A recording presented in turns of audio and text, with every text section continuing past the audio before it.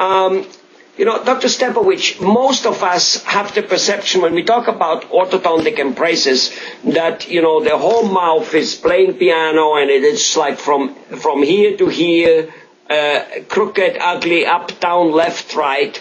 And that's when we should go and see an orthodontic. And that's with no doubt probably true. Now, what about the person who has one or two teeth in the front, usually, maybe even in the back, I don't know, crooked, and, all he thinks is, let's, take them out, put an implant in it, or let's grind them down and put a veneer on it, or whatever.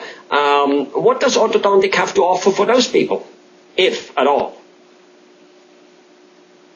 Well, one or two teeth. There are many patients come in and say, I just had this one tooth I want to take care of, and then when we do the examination, we find out that there's a lot more to what we're looking at that needs to be corrected than that one tooth. But occasionally there is just the one tooth to take care of, and that is an Invisalign case. That's when we can use aligners to move that tooth, and that can be done quickly. Other times, you need, say they're only in the lower teeth. There are just a couple of lower teeth that are moved, and if they happen to be certain teeth, Invisalign can't handle that, and you have to put braces on, so you just put braces on the bottom teeth. So it's a partial treatment, but it's only done on the lower teeth. And occasionally, you can do the same thing in the upper. So there are partial treatments that go on, but you need to have an examination to find out what needs are, and it's typical that we have to have a bite that's correct in the back. Okay. If everything is working. Go ahead. If everything's working in the back, then it might, a partial treatment of the upper or lower teeth can be done. Okay. Well, so let me ask you this question. I have a couple crooked teeth in front, and and they're sticking out a little bit, or lots, whatever. I'm thinking of, should I go to a dentist, a cosmetic, dentist? Should I go to an orthodontic? Would it be wise for the person to go and get both examinations and both viewpoints and then make up his own mind about it? I think more and more people do that.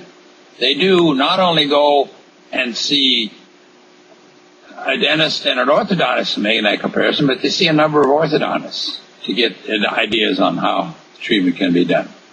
And that one is where a patient can really become super confused in getting so many opinions, and they don't know what to do with them.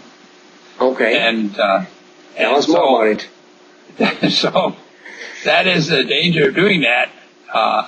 But it's not, that kind of a patient that does that in medicine and goes to see all different physicians and does these things, they really have a difficulty. Well, we're not dealing with a life and death situation with teeth, but yet sometimes you have to. I think the patients really run around and want good recommendations from someone. So somebody that has had nice treatment from an orthodontist, and then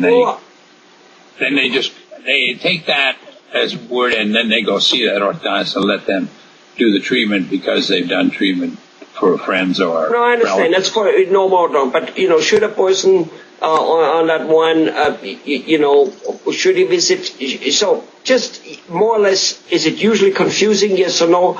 Should a person with a two crooked teeth, should he go and look at a normal dentist, see that what he says with implants and whatever, or should he first see that guy, first the other, or should he only see one and do what that guy says?